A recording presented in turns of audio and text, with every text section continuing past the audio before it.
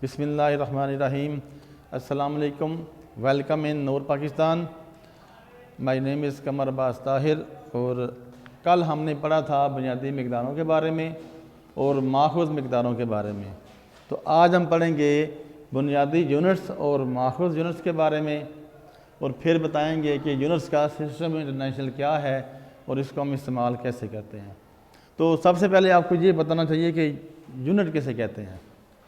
यानी हम आमने अगर बाज़ार जाते हैं, सपोज़ आप उसे कहते हैं जी मुझे केले दें, वो पूछेगा कि कितने केले, आप उसे बताएंगे 6, 10, 12, लेकिन उसे समझ नहीं आएगी। वो बोलेगा जी आप रेट बताएगा दर्जन के हिसाब से।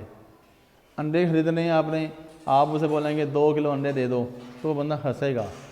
मतलब क्या हो जाएगा कि आपने एक मयारी यूनिट मिक़दार बतानी है जिससे हम बाकी मिक़दारों को मुआवजा कर सकें। तो उसके लिए हम जो लफ्ज़ इस्तेमाल करते हैं उसे कहते हैं यूनिट।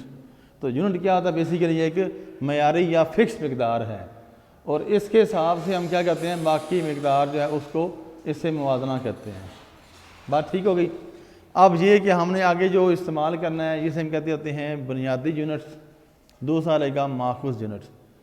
तो हम इसको सादा अल्फाज में ये कह सकते हैं कि बुनियादी मिक़दारों के यूनिट्स को कहते हैं बुनियादी यूनिट्स, और माखूज़ मिक़दारों के यूनिट्स को कहते हैं माखूज़ यूनिट्स।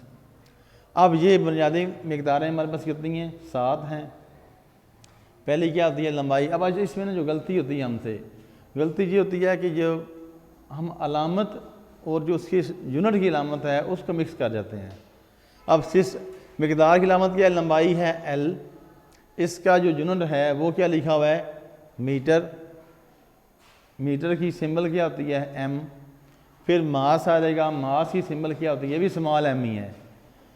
और किलोग्राम इसका क्या आ जाएगा? यूनिट आ जाएगा। किलोग्राम में स्मॉल के है, ये ज़्यादा है, G भी स्मॉल है, K भी स्मॉल है। नेक्स्ट आ जाएगा हमारे पास वक्त, इसका होता है T, साथ क्या आ जाएगा? इसका यूनिट क्या आ जाएगा? सेकंड।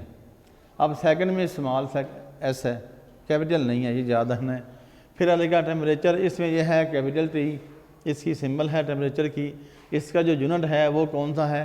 केल्विन।